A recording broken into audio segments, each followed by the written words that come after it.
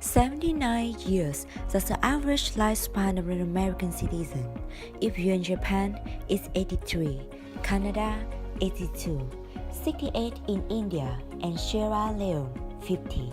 79 years, but not all of those are free. If you sleep 8 hours a day, you sleep for about a third of your life, which cuts that down to 53 years. If you're like 68% of American students, you study from kindergarten to grade 12 and then head to college right after. This takes 3 years worth of time from your life and brings the total down to 50. If you spend a typical 45 years of your life working full-time at 40 hours a week, this amounts to 93,600 hours or 12 years of time, which brings the total down to 38 years.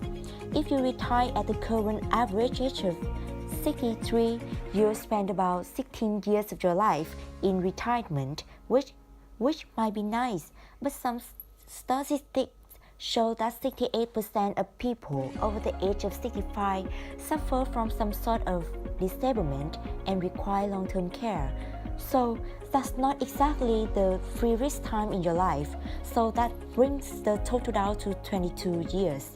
The average American spends a little over 10% of their life cooking, cleaning, eating, or doing housework.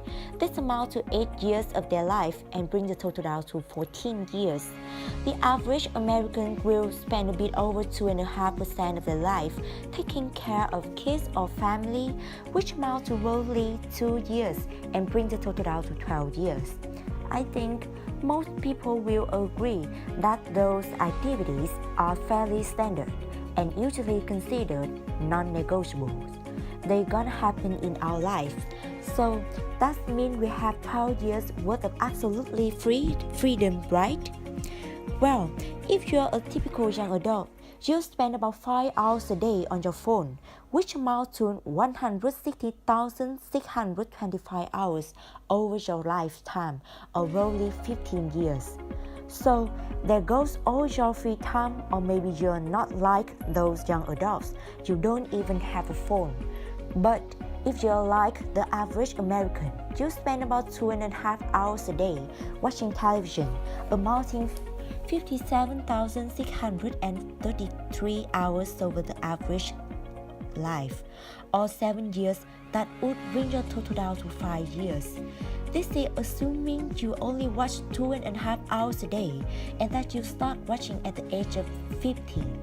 So in reality, this number is probably a lot higher in the modern day. So it's at this point I would ask you, how do you feel? Did it make you sad, happy, shocked, or maybe angry? Because how did you feel about this data? Is you telling yourself something important about your own life?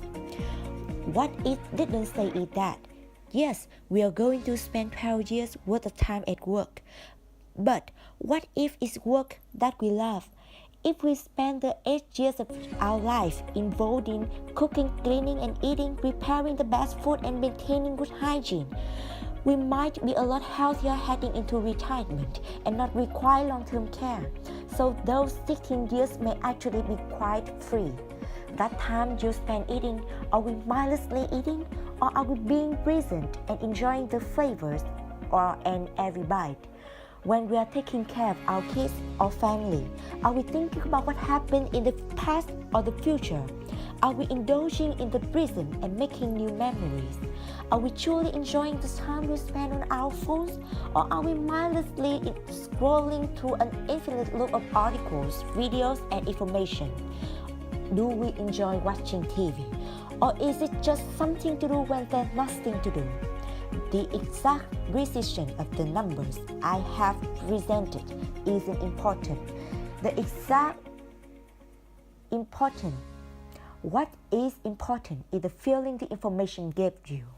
What I'm trying to say is that life, even if we are truly free for the whole 79 years, is extremely short. Life has been around for 3.8 billion years on Earth.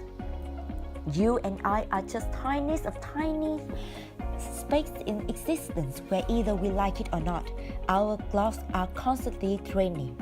Our most precious asset our time is constantly being fought over and we might never come back. If you're working a job you hate, that's 12 years of your life gone. If you are not healthy or financially prepared for retirement, that's another 16 years gone. If you're in the habit of constantly checking your phone or going home and watching television on the culture day, and you don't really enjoy these activities, that's at least another 10 years of your life gone. So it's time to make a decision. You can do what we think we're supposed to do or what people tell us to do. Passively let life pass by and keep on thinking that we have a lot of time left. Constantly think about the past and worry about the future. Lose now here and another there and keep waiting for tomorrow. Or we can truly understand the shortness of life and start taking control of it. Start appreciating each moment for what it really is. A moment we never get back, and become deliberate with our actions. I'm not advocating anyone hastily quit their job or drop out of school, not at all. Self-discipline and delayed gratification are great tools that can be used to maximize overall freedom and enjoyment in life. The only thing I'm advocating is to be mindful of how we spend our own time.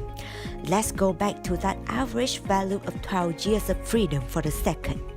The amounts to 105,120 hours, assuming that the 10,000 hour rule is correct. If you use those 12 years of free time perfectly, you could become world class in about 10 different activities.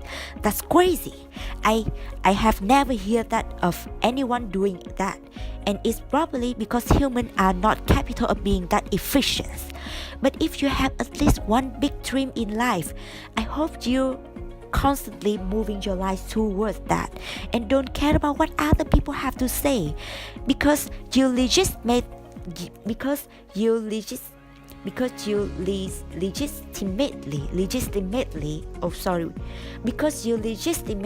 don't have the time.